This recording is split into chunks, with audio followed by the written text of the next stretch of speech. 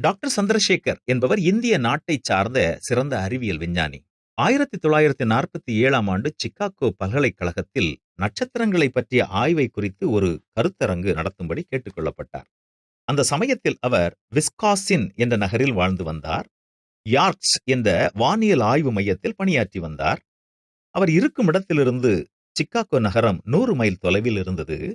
ஆகவே வாரம் இருமுறை கடுமையான குளிரில் பயணம் செய்ய வேண்டியதிருந்தது.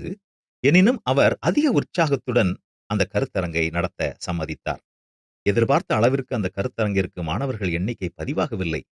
உண்மையில் 2 பேர் மட்டுமே பெயர் கொடுத்திருந்தார்கள்.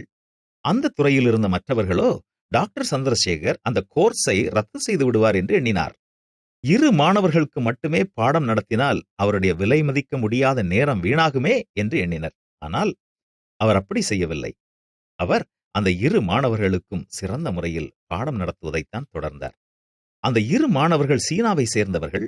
சென் நிங் யாங் மற்றும் சுங் டா லீ இருவரும் அவருடைய முயற்சிக்கு ஒத்துழைத்தனர். 10 ஆண்டுகள் கழித்து, அதாவது 1957ஆம் ஆண்டு இருவரும் இயற்பியலுக்கான நோபல் பரிசை பெற்றனர். டாக்டர் சந்திரசேகர் அதே விருதை 1983ஆம் ஆண்டு பெற்றார். முடிவும் அதற்குரிய வழிகளும் ஒன்றுக்கொன்று மாறாதவைகள் அல்ல. நல்ல காரியங்களை அடைய நல்ல வழியை தேர்ந்தெடுத்தால் அதன் முடிவை மக்கள் புகழ்வார்கள். நல்ல காரியங்களுக்காக நன்மையானவற்றை தேடினால் அது சிறப்பானதாகவே அமையும். நல்ல வழியில் சென்றுதான் நல்ல முடிவை அடைய முடியும்.